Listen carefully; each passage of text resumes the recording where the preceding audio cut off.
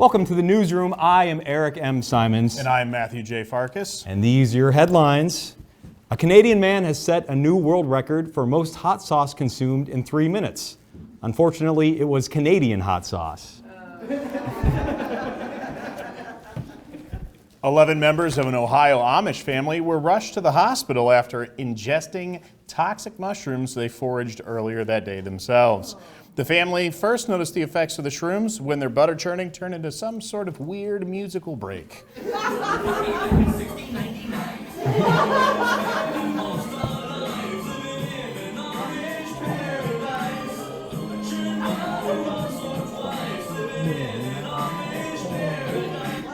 See something trippy? Say something trippy. An AI image of Donald Trump helping hurricane victims went viral recently. However, like most AI images, you can tell it's fake by the hands. In this case, they're normal size. A prostitution ring at a San Diego spa was uncovered after nearby churchgoers at a Bible study complained to police about hearing loud sex noises. After the bust, one churchgoer claimed, "We're the only ones to get to scream, oh God, around here." And if you think about it, both groups were just looking for a happy ending.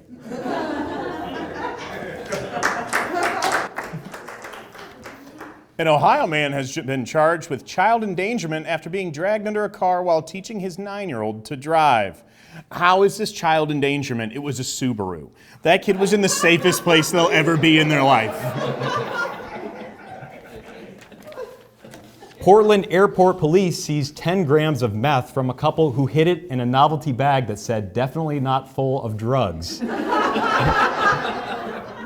However, the bag wasn't the only thing to tip off police. The car had a "crack baby on board" sticker. And during a strip search at the jail, police discovered one of the suspects had a tattoo above their ass crack that read, "Definitely not drugs in there either." This just in, our sources have confirmed that Sherrod Brown likes his avocado toast with a side of NPR. Sherrod Brown, too liberal for Ohio.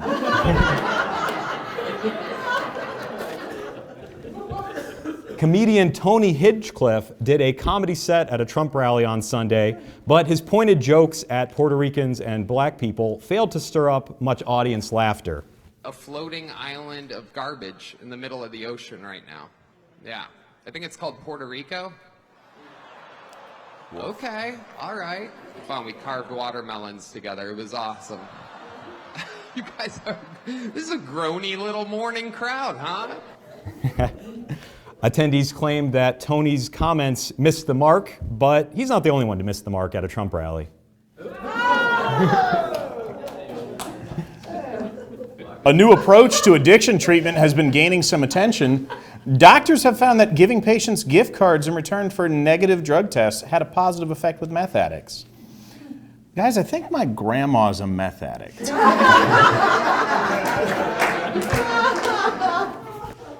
In a recent documentary, actor Steven Seagal said that he would die for Putin.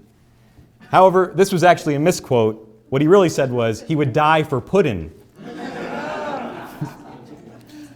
The city of Cleveland has shut down the popular West 6 tailgate event due to unruly crowds and criminal behavior. Many local business owners blame troubles on over-intoxication. We stopped one tailgater and asked for comment, and they simply said, "Quick, hold my beer while I punch this police horse." In a recent speech, Kamala Harris thanked Dick Cheney for his support of her campaign and for all that he's done to serve his country.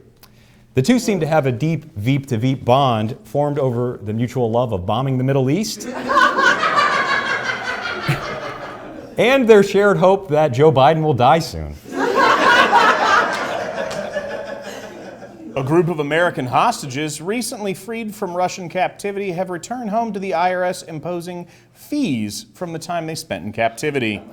It seems kind of callous to make thousands of dollars off the suffering of our own people. I mean, what do they think this is? One of America's 158 private prisons? Bath and Body Works recently had to apologize for holiday candles that unintentionally resembled Klansmen hoods. Yep. That's real. Somebody at Bath and Body Works was dreaming of a white Christmas. And their playful misspelling of the name of the candle only made matters worse. Yes, they called it the Cozy Christmas Candle. And it turns out they are also recalling their bedding line of Mind Comforters. Oh. Well, speaking of Nazis, a priceless Monet painting has been returned to a family more than 80 years after it was stolen by the Reich. The Nazis returned the painting because their faces kept melting off after they looked at it.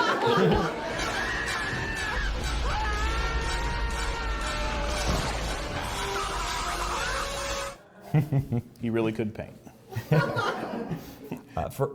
For Halloween this year, Wendy's is bringing back Boo Bags, which include a coupon booklet and toys for adults.